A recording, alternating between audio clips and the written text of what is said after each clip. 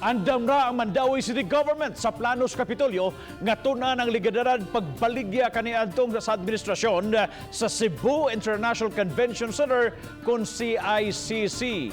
Adunay live report si Nico Cirino. Nico? Yes, Bob. Andam ra ug bukas ra ang Mandaue City Government kung ugaling ihinayon ang plano sa Kapitolyo nining recovery efforts sa kanhi Cebu International Convention Center. Kini ang itsura karon sa building sa Cebu International Convention Center nga gitukod alang sa ASEAN Summit niadtong 2007. Labing naapektuhan ang edipisyo human sa dakong linog nga miigo sa Sugbo, pipila ka tuig ang nakalabay ug sukad niadto wa na kini magamit. Sa pagkakaron, ang grounds ni ini nagsilbi sab nga temporary relocation site sa mga biktima sa sunog sa Mandaue. Mga taga-barangay Mantuyong, Gizo ug Tipolo nga fire victims ang miistar karon sa dapit.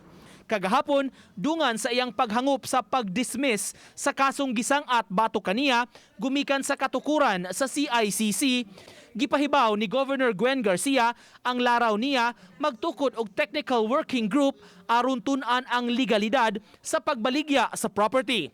Sa miaging administrasyon, ang Kapitolyo ug Mandaue City nagkasabot kabahin ni ini. Gipalit sa syudad ang property sa kantidad nga 300 million ug nabayra na nila ang Kapitolyo. Sa ilang bahin, bukas ra ang Mandaue City sa plano sa Kapitolyo pag-review sa transaksyon. Wa pa hinuon sila'y communication nga dadawat kabahin ni ini.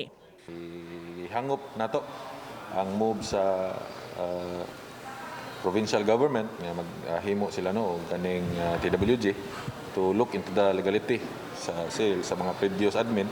Nag-mention man gud to og katong observation sa COA unya dire sa to District West Mandaue matakita pa ug unsa ni nga observation. So mas maayo nga makita. Mahitungod sa estado sa mga fire victims sa CICC grounds, gipasalig ni Ibanez padayong giliho karon sa syudad ang kabalhinan sa mga mulupyo.